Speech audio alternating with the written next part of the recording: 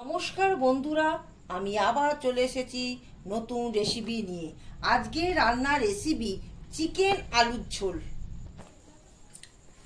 প্রথমে চিকেনটাকে ধুয়ে নেব, তারপর ওতে মাখাবো সর্ষের তেল 2 চামচ, হলুদ লঙ্কা গুঁড়ো 2 চামচ, স্বাদ মতো লবণ, টক দই 1 চামচ, আদা রসুন বাটা 2 চামচ।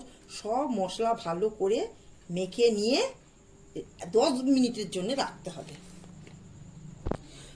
কড়াতে আমি সর্ষের তেল দিয়ে পেঁয়াজ কুচি ভেজে রেখে দিয়েছি। তারপর চিকেনটা দেবো আর আলু দেবো, দিয়ে কষে নেবো।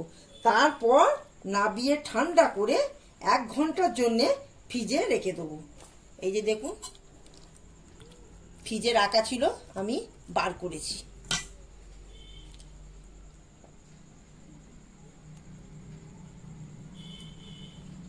প্রথমে কড়াতে আমি সর্ষের তেল দিয়েছি, তারপর দেবো গোটা জিরে, তারপর দেবো শুকনো লঙ্কা দিয়েছি, দিয়ে এটা ভেজে নিতে হবে। তারপর চিকেন আর আলুটা কড়াতে দিয়ে দেবো।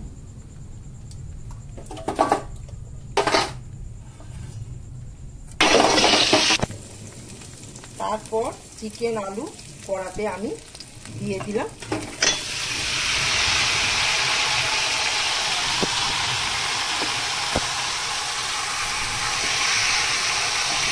এর ওপর জিরে আর ধনে গুঁড়ো দিয়ে দিলাম।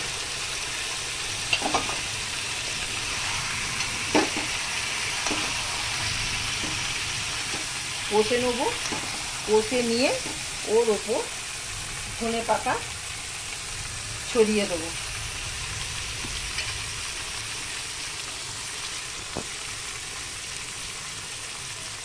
ধনে পাতা কুচি ছড়িয়ে দিলাম, দিয়ে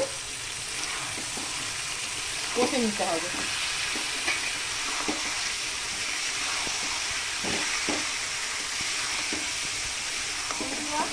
চিকেন আলুর ঝোল আমার হয়ে গেছে।